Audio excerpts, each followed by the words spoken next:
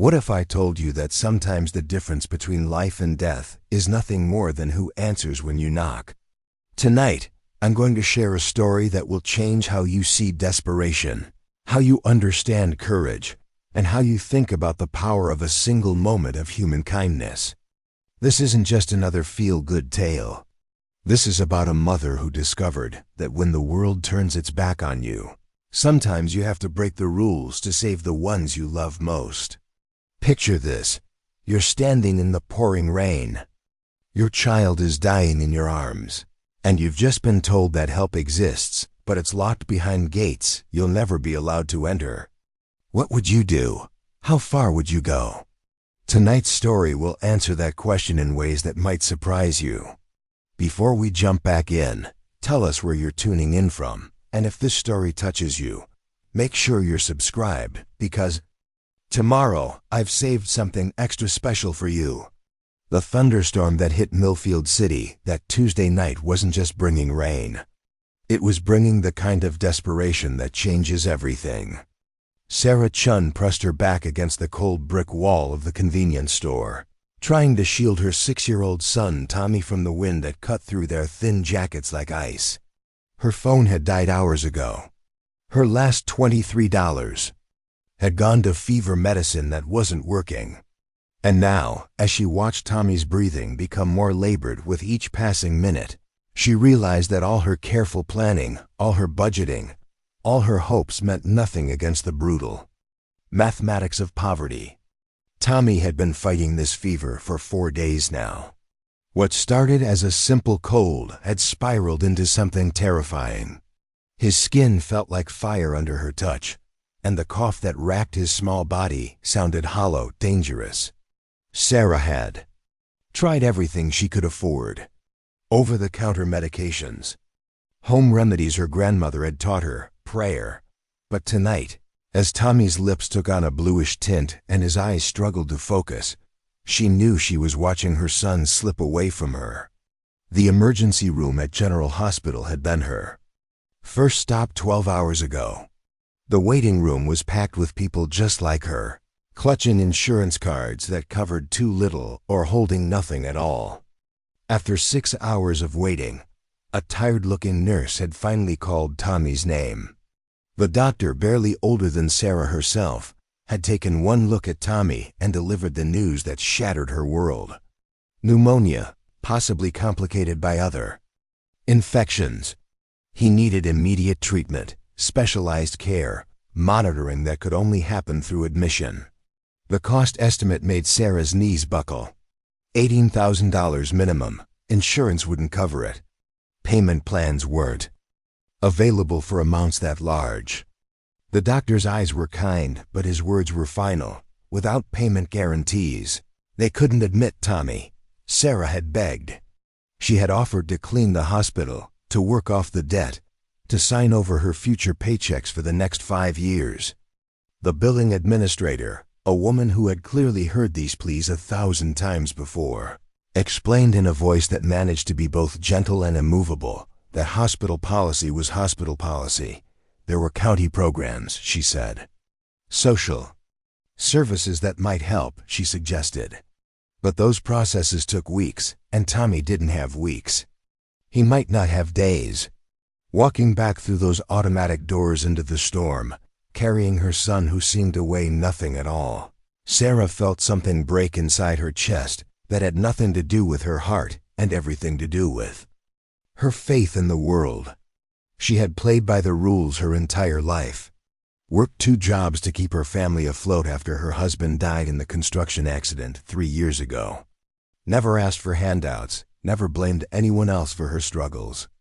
She had believed with the kind of fierce determination that poverty teaches you, that good people who worked hard would somehow make it through.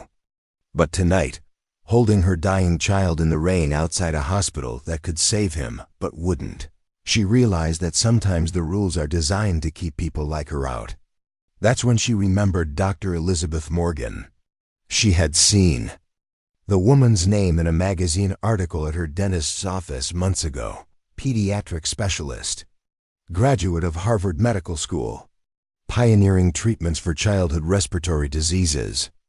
The article had mentioned her home in Oak Valley, the city's most exclusive neighborhood, where the wealthy lived behind gates and security systems that kept the rest of the world at a comfortable distance.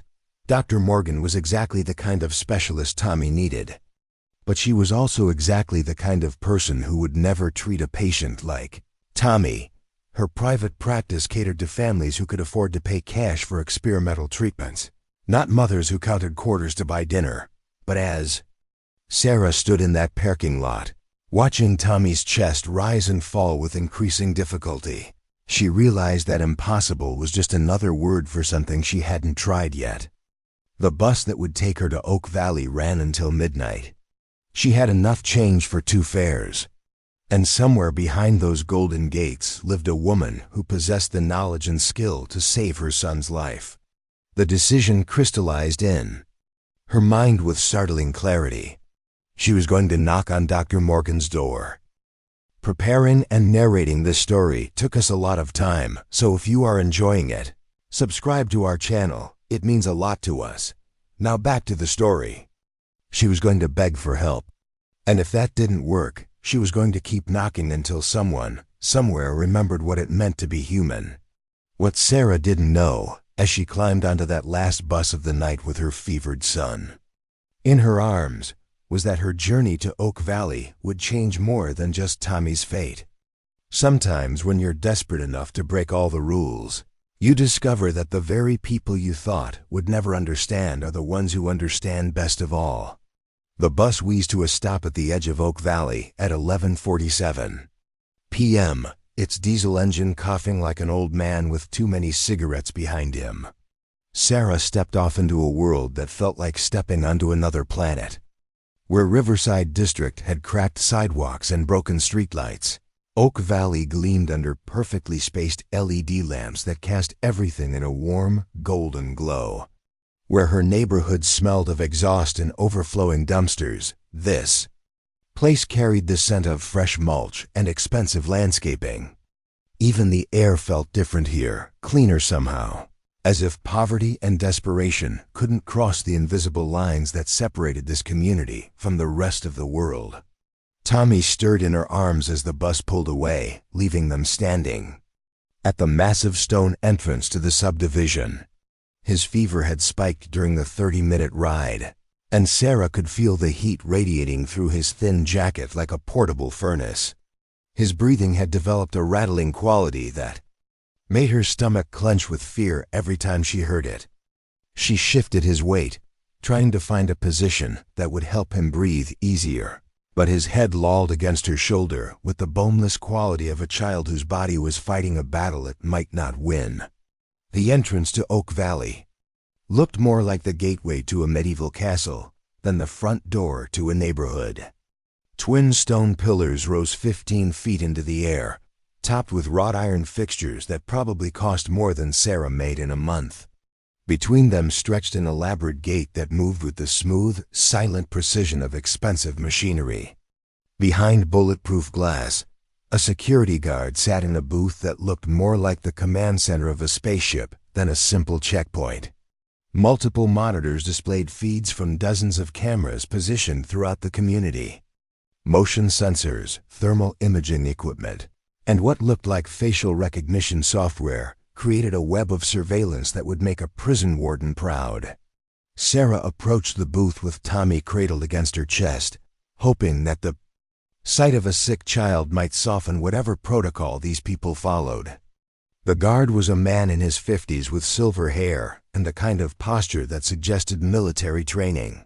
His uniform was crisp, professional, and probably cost more than Sarah's entire wardrobe. When he looked up from his monitors and saw her standing there, his expression shifted from boredom to suspicion with the speed of someone who had been trained to identify threats. She knocked gently on the window, and he activated an intercom system that made his voice sound tinny and distant, despite the fact that they were separated by less than 3 feet of space. His tone was polite but firm, the kind of voice that had delivered thousands of rejections with professional courtesy. He explained that Oak Valley was a private community, that visitors required advance approval and sponsor verification, that security protocols existed for the protection and privacy of the residents. Sarah tried to explain about Tommy, about Dr. Morgan, about the emergency that had brought them here in the middle of the night. She held Tommy up to the window so the guard could see his flushed face, his labored breathing, the obvious signs of serious illness. The guard's expression softened slightly when he saw Tommy, and for a moment, Sarah thought she might have found a crack in the system.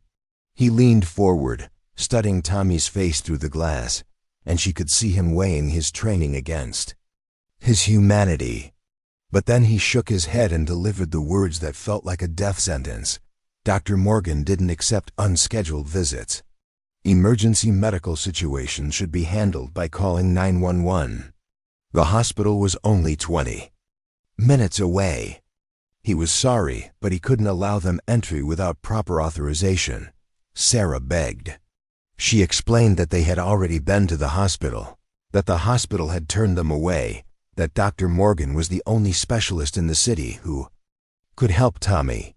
She offered her phone number, her address, her social security number, anything that might convince him to make an exception. She promised that she wouldn't cause trouble, wouldn't disturb anyone except Dr. Morgan, would leave immediately if the doctor refused to see them.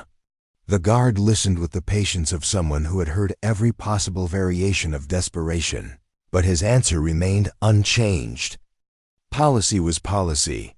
Rules existed for good reasons. He suggested she try the county health department in the morning. As she walked away from the booth, Tommy's weight seemed to increase with every step. Her son was dying in her arms, and the person who could save him lived less than half a mile away, protected by gates and guards and a system designed to keep people like her at a safe distance. Sarah found herself at a bus stop that serviced the domestic workers who commuted to Oak Valley during daylight hours, when their presence was welcomed because it was useful. She sat on the cold metal bench and tried to think of options that didn't exist. The last bus back to Riverside wouldn't come until 6 a.m. Tommy needed help now, not in 6 hours. Sarah pulled out her phone and realized that even if she had money for an ambulance, even if she called 911, they would just take Tommy back to the same hospital that had already turned them away. The emergency room would stabilize him temporarily, keep him comfortable while they waited for his condition to deteriorate enough to justify admission. By then, it might be too late. That's when Sarah noticed the construction. Oak Valley was expanding, adding new sections that would house even more wealthy families behind even higher walls. The construction zone stretched along the eastern edge of the community, where bulldozers and excavators sat silent in the darkness like sleeping dinosaurs. More importantly, the construction had required temporary gaps in the perimeter fence. Gaps that were currently protected by nothing more than orange plastic mesh and warning signs. Sarah stared at that gap for a long time, feeling something fundamental shift inside her chest. Her entire life, she had been the kind of person who followed rules, who believed that good behavior would eventually be rewarded, who trusted that systems existed to help people in need. She had never stolen anything, never cheated on her taxes, never even jaywalked when there were cars coming. But sitting on that bench with her dying son in her arms, she realized that all those rules had been written by people who had never faced the choice between following the law and saving their child's life. The decision formed slowly, like ice crystallizing on a window. She was going to enter Oak Valley without permission. She was going to find Dr. Morgan's house and knock on her door and beg for help. If that made her a criminal, if that meant arrest and prosecution and whatever consequences followed, so be it. Tommy's life was worth more than her freedom, more than her reputation, more than any punishment the law could devise. Sarah looked down at her son, whose breathing had become even more labored during their wait at the bus stop. His lips had taken on a bluish tint that made her heart race with panic. She kissed his forehead, tasting the salt of fever, sweat, and fear, and whispered a promise that she intended to keep no matter what it cost her, She was going to save him. She was going to find a way through those gates and past those guards, and into the heart of a community that had never welcomed people like her. And if the only way to do that was to become the kind of person she had never been before, then that's exactly what she would do. Standing up from the bench, Sarah walked toward the construction gap with the steady determination of someone who had finally run out of acceptable choices. Behind her, the guard booth glowed in the distance like a lighthouse warning ships away from dangerous shores. Ahead of her lay the unknown territory of Oak Valley, where her son's salvation waited behind a door she had no right to approach. But rights, Sarah was learning, were luxuries that desperate mothers couldn't afford. The orange mesh barrier tore, easier than Sarah had expected, creating a gap just wide enough for her to squeeze through while cradling Tommy against her chest. The construction site on the other side was a maze of muddy equipment and half-built foundations, but Sarah navigated it carefully, stepping over scattered pipes and around concrete mixers that loomed like mechanical beasts in the darkness. Her shoes sank into the soft earth with each step, and by the time she reached the other side, her feet were caked with mud and her jeans were soaked through from the knee down. Oak Valley's interior streets were everything the brochures probably promised: perfect asphalt without a single pothole, sidewalks so clean they looked like they were pressure washed daily, street signs that weren't tagged with graffiti or peppered with bullet holes. Every house sat behind manicured lawns that probably cost more to maintain than Sarah paid in rent each month. The architecture was the kind of understated elegance that only truly wealthy people could afford, each home designed to look casually expensive rather than flashy. These weren't the gaudy mansions of lottery winners or drug dealers. These were the homes of people who had been rich for generations, who understood that real wealth whispered rather than shouted. Tommy's condition was deteriorating with each minute that passed. His fever had climbed so high that his skin felt scalding against Sarah's arms, and his breathing had developed an alarming wheeze that reminded her of her grandfather's last days in the hospital. His eyes had lost focus entirely, staring past her face towards something she couldn't see. When she spoke to him, he didn't respond. When she kissed his forehead, he didn't stir. The only sign that he was still fighting was the rapid flutter of his pulse against her wrist and the occasional shudder that ran through his small body. The first house Sarah approached sat at the end of Magnolia Lane, a two-story colonial with white columns and black shutters that belonged on a postcard. Every window glowed with warm yellow light, and she could see the flicker of a television through sheer curtains in what looked like a family room. A luxury sedan and a premium SUV sat in the circular driveway, their paint jobs so perfect they seemed to absorb and reflect the streetlight in equal measure. Sarah walked up the flagstone path, noting the way her muddy shoes left prints on stones that probably cost more per square foot than her apartment's carpeting. She rang the doorbell, hearing elegant chimes echo through the house like church bells. After what felt like an eternity, she heard footsteps on hardwood floors, followed by the distinctive sound of multiple locks being disengaged. The door opened to reveal a woman in her 50s wearing silk pajamas that probably cost more than Sarah's monthly grocery budget. Her blonde hair was perfectly styled despite the late hour, and her manicured nails caught the porch light as she gripped the doorframe. The woman's expression shifted from confusion to alarm as she took in Sarah's appearance. The mud-stained jeans, the rain-soaked jacket, the desperation written across Sarah's face in lines that had aged her a decade in a single night. But it was the sight of Tommy, limp and fever-flushed in Sarah's arms, that made the woman take a step backward into her house. Sarah tried to explain quickly, the words tumbling out in a desperate rush. Her son was critically ill. She needed to find Dr. Elizabeth Morgan, who lived somewhere in Oak Valley. This was a medical emergency. She knew she didn't belong here, knew she was trespassing. But Tommy was dying, and the hospital had turned him away, and Dr. Morgan was their only hope. Please, could the woman tell her where Dr. Morgan lived? Please, could she just point her in the right direction?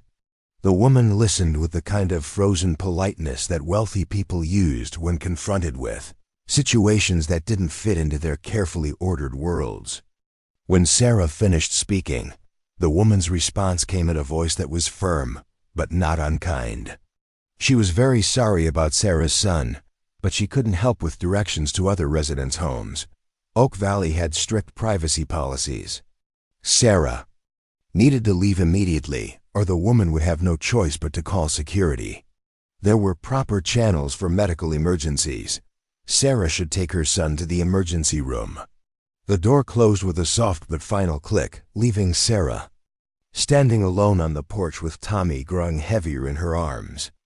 She could hear the woman inside, speaking in urgent whispers to someone else, probably her husband, probably already reaching for the phone to report the intruder who had disturbed their peaceful evening.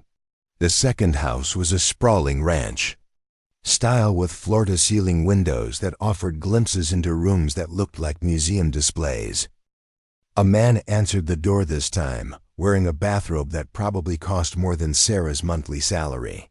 He didn't let her finish her explanation before interrupting with questions that felt more like accusations. How had she gotten into Oak Valley? Did she realize she was trespassing on private property? What kind of mother brought a sick child out in weather like this, instead of taking him to a hospital? Sarah tried to explain about the hospital, about the insurance requirements, about the $18,000 estimate that might as well have been $18 million for all her ability to pay it. The man's expression grew increasingly skeptical as she spoke, as if her story was too outlandish to be believed. When she finished, he informed her that he was calling both security and the police. She had 60 seconds to leave his property before he released his German shepherds. The third house belonged to a younger couple who answered the door together, both wearing matching designer loungewear that suggested they had been having a romantic evening before Sarah's interruption. They listened to her plea with the kind of polite attention that people gave to street performers, nodding at appropriate moments, but clearly waiting for her to finish so they could return to their lives. When she mentioned Dr. Morgan's name, they exchanged glances that suggested they knew exactly who she was talking about, but they claimed ignorance. They didn't know any Dr. Morgan. They couldn't help with directions. They suggested she try the hospital again, perhaps speak to a social worker who might be able to arrange payment assistance. House after house, door after door, the pattern repeated with minor variations. Some residents were openly hostile, threatening immediate calls to security or police. Others maintained a veneer of sympathy while making it clear that Sarah's problems were not their concern. A few seemed genuinely troubled by Tommy's condition, but felt powerless to help someone who had essentially broken into their community in the middle of the night. By the time Sarah had knocked on 15 doors, her voice had grown hoarse from repeating the same desperate explanation over and over. Tommy had stopped responding entirely, his breathing so shallow that she had to watch his chest carefully to confirm he was still alive. Her arms ached from carrying his weight, and her legs shook with exhaustion and adrenaline. Security cars had begun patrolling the streets, their searchlights sweeping across lawns and driveways as guards looked for the intruder who had been reported by multiple residents. The 16th house was a massive Tudor that looked like it had been transplanted from the English countryside. The woman who answered wore diamonds that caught the porch light like captured starlight, and her expression suggested that Sarah's presence was not just unwelcome, but personally offensive. She didn't wait for Sarah's explanation before launching into a lecture about property values and community standards, and the importance of maintaining boundaries that kept undesirable elements from disrupting the peace that Oak Valley's residents had paid dearly to enjoy. The 17th house belonged to a family with children, as evidenced by the bicycle in the driveway and the soccer ball on the front lawn.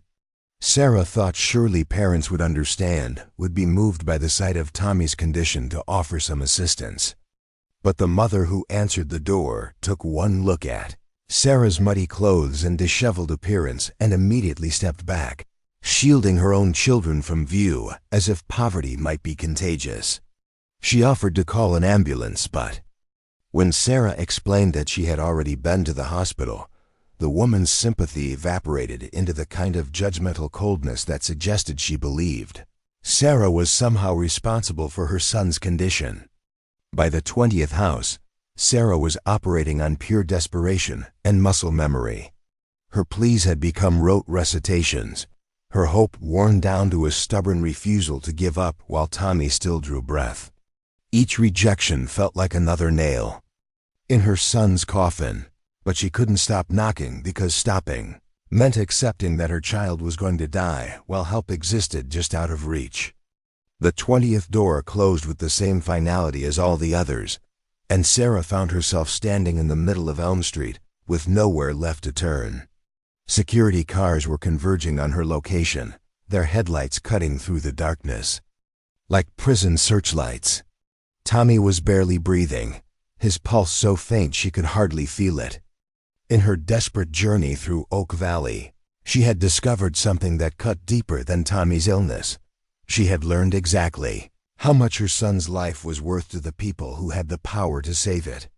The 21st house sat at the corner of Oak Street and Birchwood Drive, distinguished from its neighbors not by grandeur, but by its deliberate modesty. Where the surrounding homes showcased their wealth through towering facades and elaborate landscaping, this house seemed to whisper rather than shout.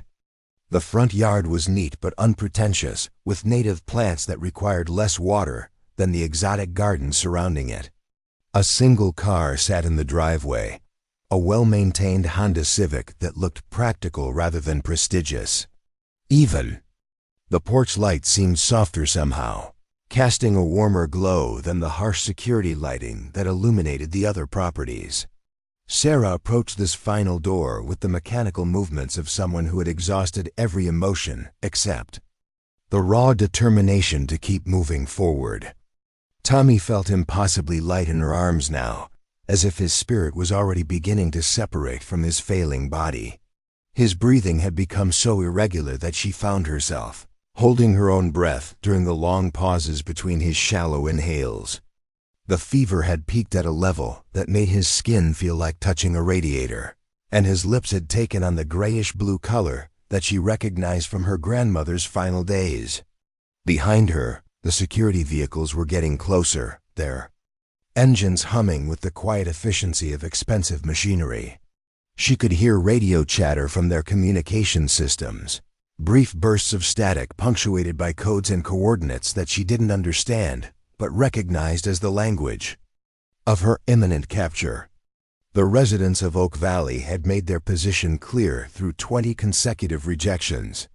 She was an intruder, a threat to their peace and property values, someone to be removed as quickly and efficiently as possible. The doorbell at the 21st house produced a simple two-tone chime, nothing like the elaborate musical sequences that had announced her presence at the mansion doors she had tried earlier. She waited in the pool of warm porch light, swaying slightly as exhaustion and adrenaline fought for control of her nervous system. Tommy stirred in her arms for the first time in an hour, a small movement that filled her with desperate hope even as his breathing remained labored and uncertain. Footsteps approached from inside the house, and Sarah found herself automatically straightening her posture, trying to present herself as something other than a mud-stained, desperate woman who had broken into a gated community in the middle of the night. The locks disengaged with a series of soft clicks, and the door opened to reveal a man in his early 40s wearing medical scrubs that bore the logo of Children's Medical Center. His face showed the particular kind of exhaustion that came from a 12-hour shift dealing with sick children and worried parents, but his eyes held none of the suspicion or hostility that had greeted her at every other door. Marcus Rodriguez had been a pediatric nurse for 15 years, long enough to recognize the signs of a medical emergency, regardless of the circumstances surrounding it. What he saw when he opened his door was not an intruder or a security threat, but a mother holding a critically ill child who needed immediate medical attention. The woman's clothes were dirty and her hair was disheveled, but the way she cradled the boy spoke of fierce maternal protection rather than neglect. The child's condition was immediately apparent to Marcus's trained eye: severe respiratory distress, dangerously high fever, possible pneumonia, or worse. Sarah began her familiar plea, the words she had repeated 20 times already tumbling out in a rush of desperation and fading hope. She explained about Tommy's illness, about the hospital's refusal to treat him without payment, about her desperate search for Dr. Elizabeth Morgan who might be able to help. She apologized for disturbing him so late, for trespassing in his neighborhood, for appearing at his door like some kind of vagrant with a sob story. She knew how it looked, knew how impossible her story sounded, but Tommy was dying and she had nowhere else to turn. Marcus listened without interruption, his professional training allowing him to assess Tommy's condition even as Sarah spoke. The child's respiratory rate was dangerously elevated, his color was poor, and the sound of his breathing suggested significant lung involvement. This wasn't a case of parental overreaction or a minor illness being dramatized for sympathy. This was a genuinely critical situation that required immediate medical intervention. When Sarah mentioned Dr. Morgan's name, Marcus felt a jolt of recognition that showed clearly on his face. Dr. Elizabeth Morgan was more than just a name to him. She was his colleague, his supervisor, someone he worked with almost daily at Children's Medical Center. If Sarah was looking for Dr. Morgan, it meant she understood exactly what kind of specialist Tommy needed, which suggested that someone had given her good medical advice even if they hadn't been able to provide treatment. Instead of the familiar pattern of polite rejection that Sarah had endured 20 times already, Marcus stepped forward onto his porch, immediately closing the distance between them in a way that suggested he was engaging with her situation rather than creating barriers against it. His questions came from medical curiosity rather than security concerns. How long had Tommy been this sick? What symptoms had developed first? Had he been exposed to anyone else with respiratory illness? Had they tried any treatments at home? Sarah answered each question while fighting back tears of relief at finally finding someone who was treating Tommy's illness as a medical problem rather than a social inconvenience. Marcus's questions were the same ones the emergency room doctor had asked, delivered with the same professional concern that suggested he was already forming a treatment plan rather than looking for reasons to send them away. When Marcus asked why they hadn't been admitted to the hospital, Sarah's explanation of the insurance requirements and payment demands clearly struck a nerve. As a pediatric nurse who had dedicated his career to caring for sick children, Marcus had seen this scenario play out too many times. Families caught between their child's medical needs and a healthcare system that prioritized profit over patients. Children who suffered or died not because treatment wasn't available, but because their parents couldn't afford to access it. The sound of approaching security vehicles grew louder, and Marcus glanced over Sarah's shoulder to see the patrol cars systematically searching the neighborhood for the intruder who had been reported by multiple residents. He made a decision that went against every rule of Oak Valley's community guidelines and probably violated several hospital policies as well. Instead of suggesting that Sarah leave before security found her, instead of offering to call an ambulance that would take Tommy back to the same hospital that had already rejected him, Marcus opened his door wider and stepped aside. His invitation was simple and direct, delivered in the calm tone that he used with frightened parents in the pediatric intensive care unit. He told Sarah to bring Tommy inside where it was warm and dry. He explained that he was a pediatric nurse who worked with Dr. Morgan at Children's Medical Center. He had medical equipment at home and could provide immediate stabilizing care while they figured out the next steps. Most importantly, he assured Sarah that she and Tommy were safe in his house, that no one would be calling security or police, that they could focus entirely on getting Tommy the help he needed. Sarah hesitated. For a moment, hardly able to believe that after 20 rejections and hours of desperate searching, she had finally found someone willing to help. The warm light spilling from Marcus's doorway seemed impossibly bright after the darkness she had been wandering through, and the simple offer of shelter and medical care felt like a miracle she had stopped believing could happen. Marcus reached out to help support Tommy's weight as Sarah climbed the steps to his porch, and she felt the professional competence in the way he handled her son. These were hands that had cared for hundreds of sick children, fingers that knew how to check a pulse without disturbing a patient's rest, arms that had carried countless frightened parents through medical crises that threatened to destroy their worlds. As they crossed the threshold into Marcus's house, Sarah heard the security vehicles turn onto Oak Street behind them, their searchlights beginning to sweep across the properties where she had knocked and been turned away. But for the first time since this nightmare began, she wasn't running toward an uncertain hope or fleeing from inevitable rejection. She was walking into the home of someone who had looked at her dying son and seen not a problem to be solved, or a threat to be eliminated, but a child who needed help and a mother who deserved compassion. The door closed behind them with a soft click that sounded like the most beautiful music Sarah had ever heard. Marcus's living room transformed into an emergency medical station within minutes. He retrieved a portable oxygen concentrator from his bedroom closet, equipment he kept at home for exactly these kinds of situations. Tommy's oxygen saturation was dangerously low, his breathing labored and irregular. Marcus worked with the quiet efficiency of someone who had handled countless pediatric emergencies, adjusting the oxygen flow while monitoring Tommy's vital signs.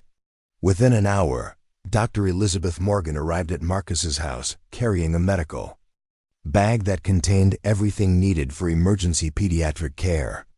She had received Marcus's call while reviewing patient charts at home, and despite the unusual circumstances, she recognized the urgency in his voice. The examination was thorough and professional.